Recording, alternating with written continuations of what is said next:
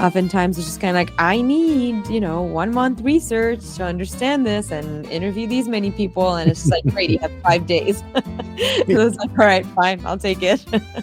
I'll do that. Welcome to the Daily Sprint with my guest, Andreea Lotak, who's currently a product designer in the health insurance sector. We'll be talking about aligning designs with stakeholders. Do you have it? Do you know when you've lost it? And how do you get it back? I'm Daryl Estabrook, 30 years into UX product design. Yes, stakeholders haven't changed much, but we're still just getting started. I'm also the founder of Designy, a platform for product designers who want to design with a Y. I coach designers into leaders through real-time, interactive, product-specific guidance. Find out more and get on board with a free newsletter at designy.com. That's design with a Y.com.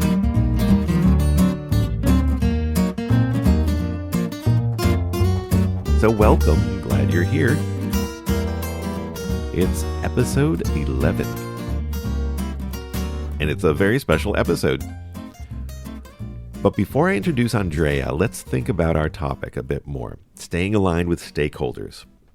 Have you ever presented a design to a stakeholder or group of stakeholders and wondered if you're working on the same product? Or maybe your designs end up being guesswork with stakeholders instead of intentional progress. Or how about, are your stakeholder meetings more about pushing pixels rather than solving problems?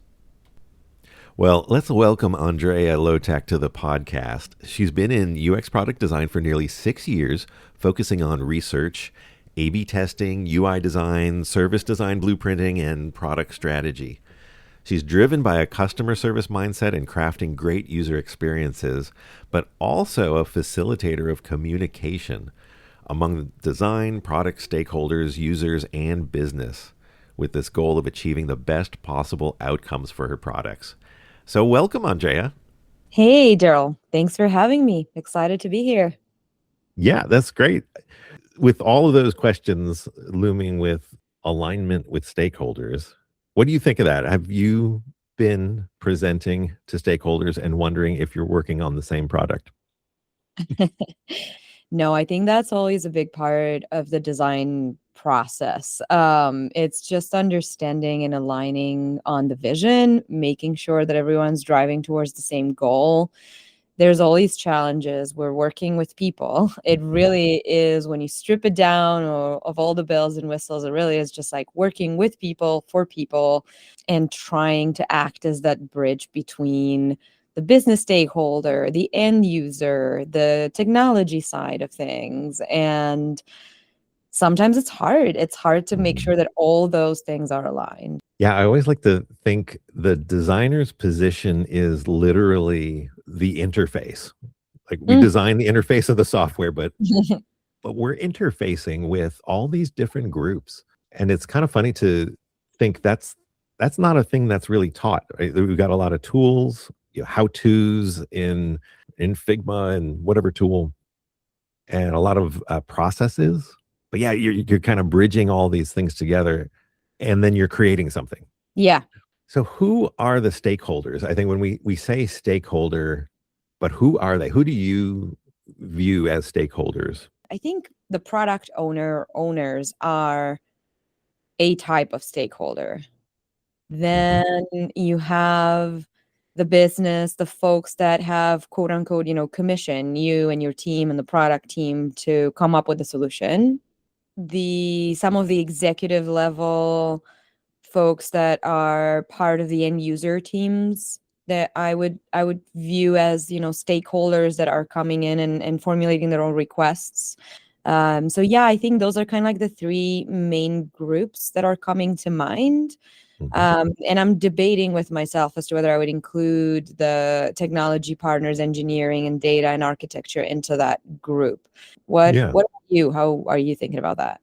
Yeah, it's interesting. Yeah, there's much alignment on how we think about it. The idea of some business owner, because they're the ones that I always say ordering the product to be built. They've got the budget or they got the strategy. They're the ones driving it. A lot of times the engineering arm of it isn't usually doing it unless it's purely technological, but there's always like business. So that's the prime But then the engineering is huge because they're gonna make it work. So if we design something way off base, it won't scale. You'll hear them squawk when you put something in Yeah, front. And then the users themselves, I think, is a form of stakeholder. It's a little different though. I like thinking of them now more like stakeholders, but it's a different kind of meeting. It's a different kind of feedback. They're the ones that are just going to like say it doesn't work. I'm not going to use it. Stakeholders, the business stakeholders, might be the users too.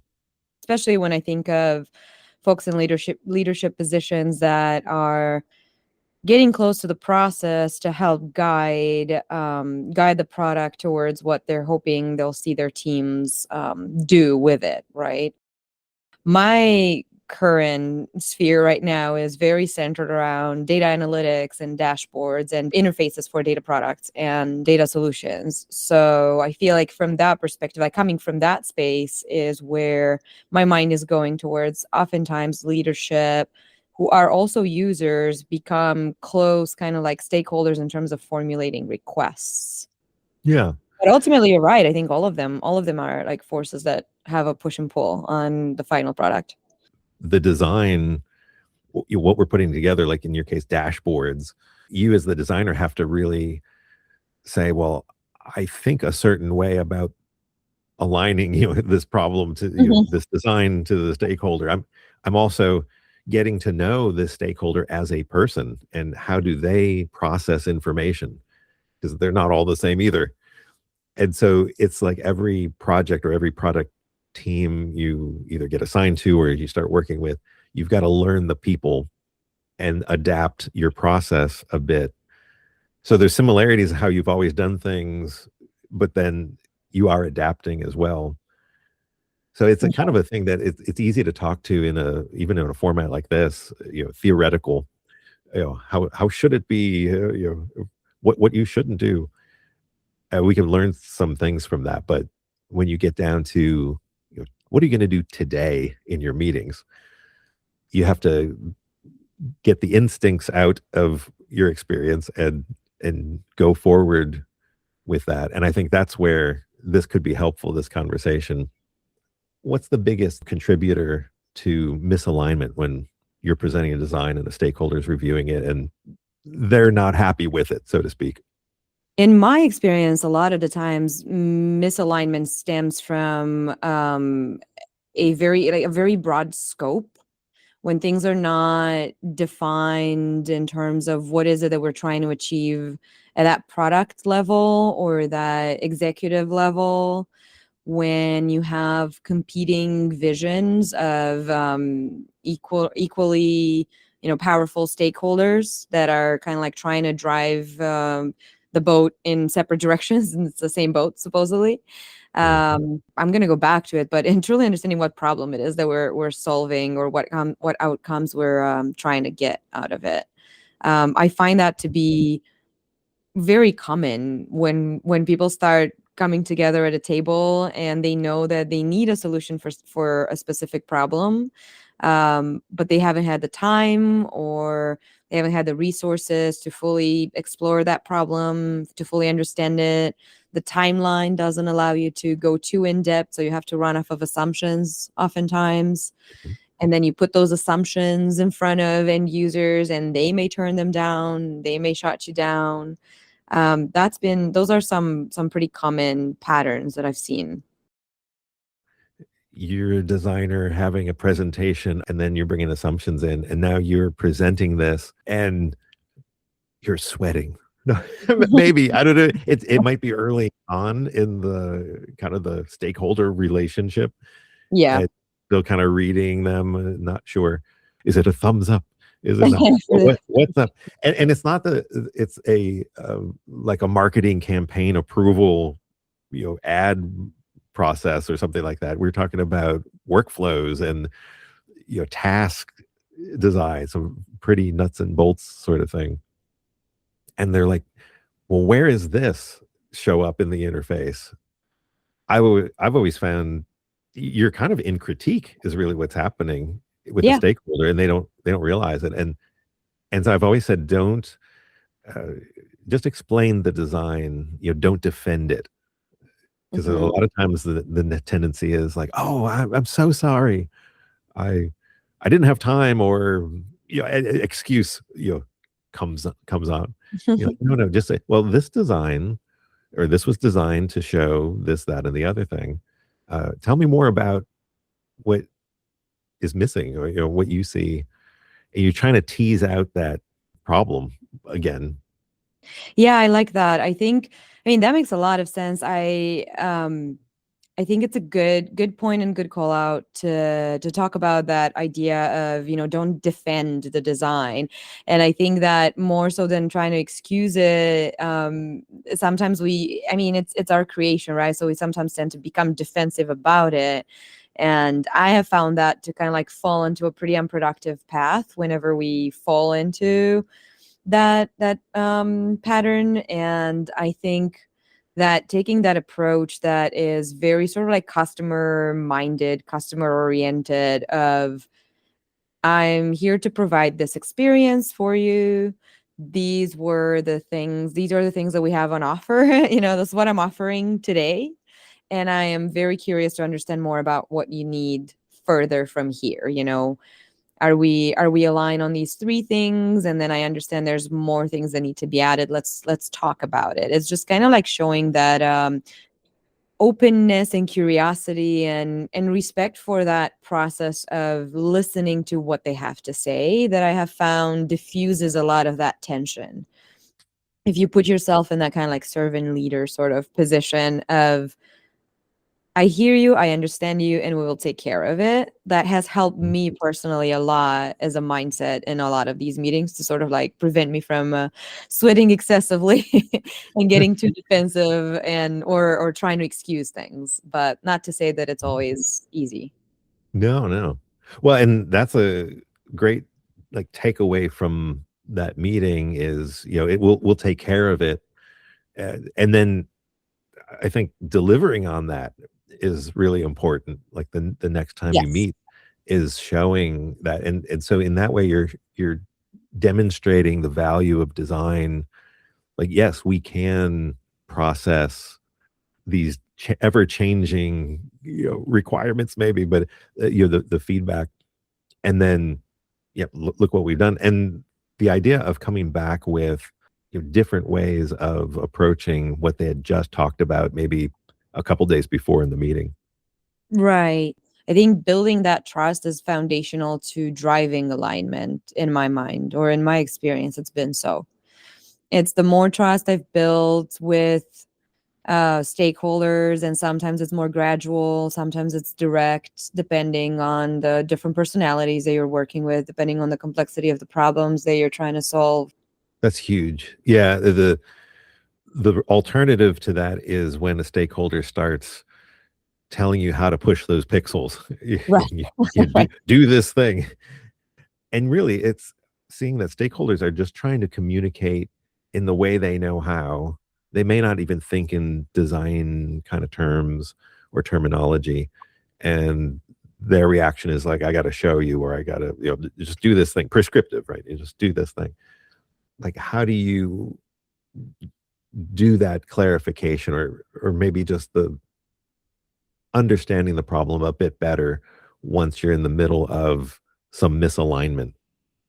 Yeah, you do encounter such a diversity of stakeholders that you partner with, in various degrees, and some will have, more stubborn ways of doing things, and not really, yeah, just communicating in their own ways, like you were saying. It's just their way of communication. And I think that for me is like, when I put myself in the designer, thinking cap, or the designer cap, is just taking this very sort of like fluid approach of, oh, you're the type of stakeholder that, wants to tell me where to move the pixels. Um, Preventing that natural reaction to just be reactionary to it, and try to sort of like say, that's not your wheelhouse, that's my wheelhouse, and trying to be protective of my wheelhouse. The way that I view it is like, we're already, if we're struggling with defining a vision, or if we're struggling with getting alignment across the board, the best bet that we have is to build trust in our relationship, human to human.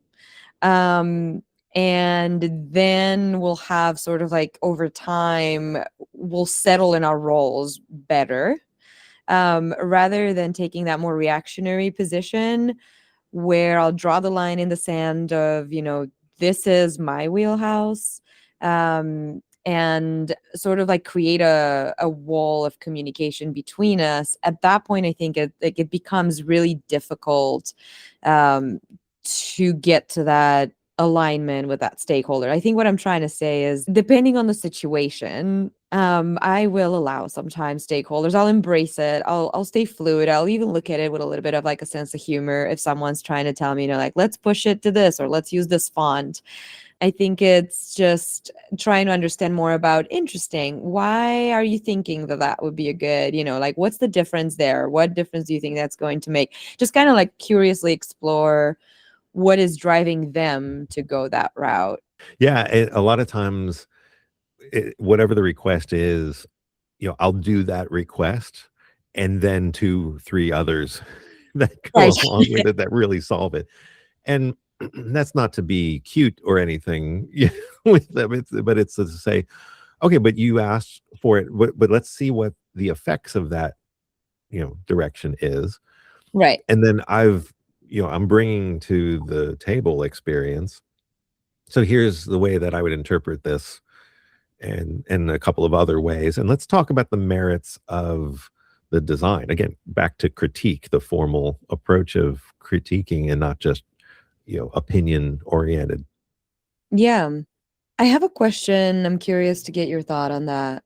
It's easier for us, obviously, to see when a stakeholder, and here, for example, I'm thinking like from a persona perspective, like the business owner, right? Walks into your wheelhouse and tells you to use a certain font, or, use a different design pattern in the dashboard, for example.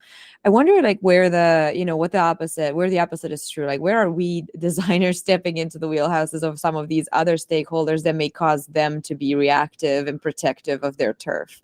Yeah, it could be, the assumptions that we make as designers kind of step into that business strategy Mm-hmm. realm.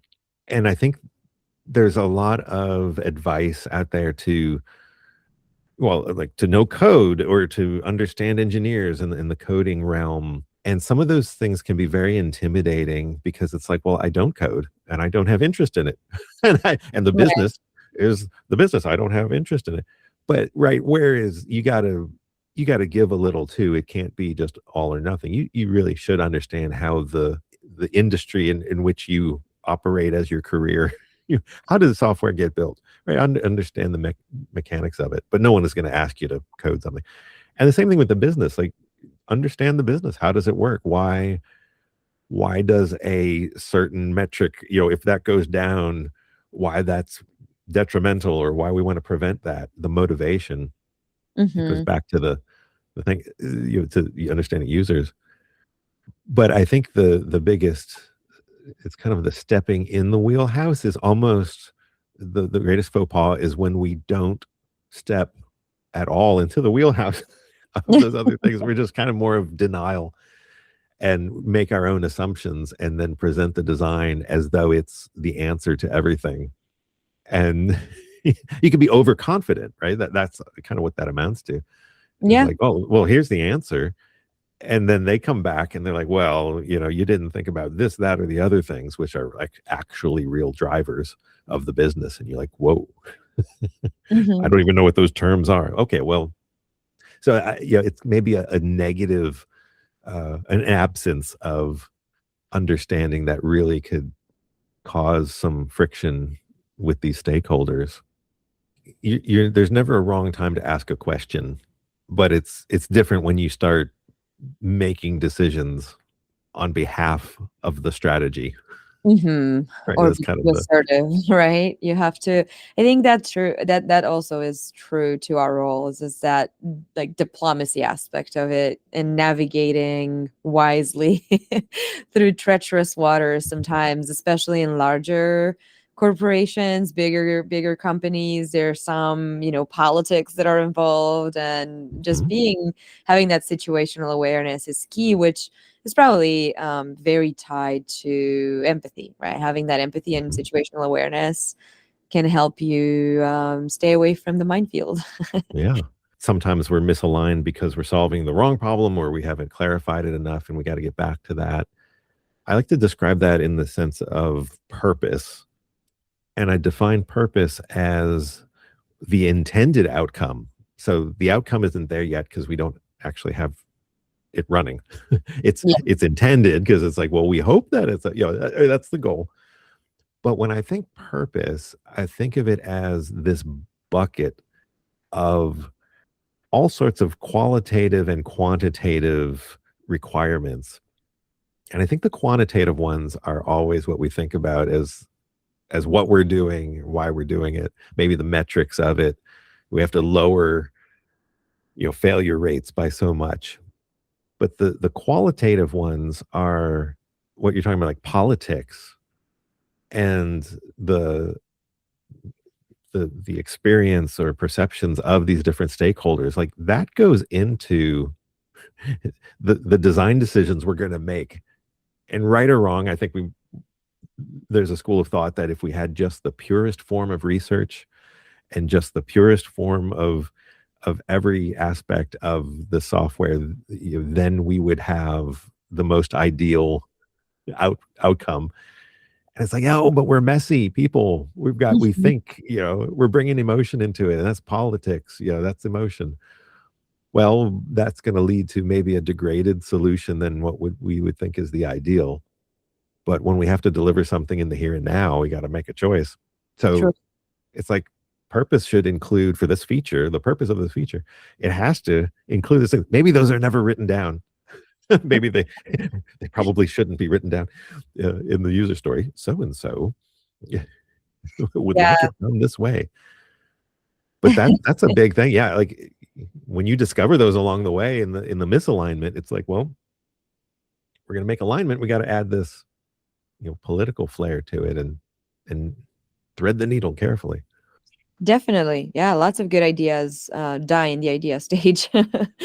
If people whether they're really good ideas or not, like sometimes they just get blocked by things that are outside of their worth, they're beyond the worth of that idea itself or the concept itself. It can just be killed before it even takes flight because of political decisions within a company or a larger group of stakeholders. So I think it is also another thing that is important to have, which is this kind of like realism of, Hmm. to your point, talking about like purism of design thinking processes or the design thinking process as a whole. um, Sometimes you have to more times than not, realistically, you have to sacrifice some way in which you would do things less than ideal than what you're in theory wanting to do them, but you are getting something that is real and palpable instead of something that stays in the idea realm. So yeah, you have to adapt a lot and pivot a lot from your the processes that you're trying to follow. And oftentimes it's just kind of like, I need 1 month research to understand this and interview these many people, and it's just like, great, you have 5 days. It was like, all right, fine, I'll take it. I'll do that. So you do have to kind of sacrifice or just find ways to extract value and move forward with your processes and your thinking, um, in the face of all these limitations and all of these interesting challenges and guardrails that exist in the real world. It's more like an obstacle course than a linear process or a circular process. It really is like an obstacle course game. Yeah. Yeah, that's right. Yeah. Well, you said obstacle course, minefields, right? They're the realities, though, right? And I think that's what makes it a challenge and exciting, right? Exciting in a good way, right? I think when we have wins, when we do have alignment, it's a happy time. It is, yes. Well, that's great. I think we've covered a lot of ground. Wow, it's there's a lot to keep track of, but also some really good ideas in there. What's your takeaway from this conversation as far as stakeholder alignment? What thing has struck you the most? I think, yeah, maybe that one. It's just like an iterative process of building trust. It's an exercise of trust. It's an exercise of finding a way to connect with people, with your partners, to make your own life much easier and to feel like you're sort of like collaboratively driving towards success. It's that idea of, hey, listen, like we're all driving in the same direction. Like we all want success for this project. Whether we see different paths to get there, that's fine. We'll find the common ground. But let's start with like what unites us. We are here to make something good, right? And hopefully we'll get there. But I tend to prioritize that relationship building aspect of it, because it helps me hear everyone better, and then more often than not, it has led me to be more creative with the solutions I come to the table with, and more successful with those solutions. So just not making my life more complicated with complicated stakeholders has freed my creativity. So what about No, you? that's great. No, that's great. I think of all of this, it seems clear that the design role it's a facilitation kind of role. Like Mhm. you're a steward and you're helping people along the way to get it done, and you're bringing to the table even some if users aren't even a part of the day-to-day conversation, you're the one that's bringing them back to like, Right. remember the users, Yeah, this is why remember we're doing this. this is it, this is the thing. And then you're trying to you're learning about business strategy, because you're not the business person, otherwise you'd be on the other side, right? And the engineering. And so yeah, you're kind of this in between. It's a great position to be in. But yeah, I think that's great on patience and building trust. These are the things that you can't download from Figma, so, or Yeah, and any also other the AI AI tool. can't do them yet either. So That's I right. think personality in that sense, or like these sort of like soft skills, are so crucial to the design process, especially in like large, complex stakeholders, like stakeholder groups and companies and corporations. It's so important to know how to navigate, building relationships with humans, and having that customer oriented mindset helps a lot, I think. And it's been very helpful in my experience. So Well, thanks so much for joining us on the Daily Sprint. It's been awesome having you here. thanks so much for having me, Daryl. Thank you. Really appreciate it. It was fun. Well, there are some steps you can take to help align your stakeholder conversations. And I've put a course out there on Designy Academy. It's a quick course called How to Make Vague Requirements Clear. So before you find yourself with misaligned stakeholders, get those requirements clear. Then you can have better conversations down the road. So this is a quick course. You can do it on your lunch break and even try out the techniques in a meeting later on that afternoon. So just go to academy.designy.com and click on the courses. You'll see that course and a few others as well. Other ways you can get involved is to subscribe to the Daily Sprint podcast right here on the platform you're listening on.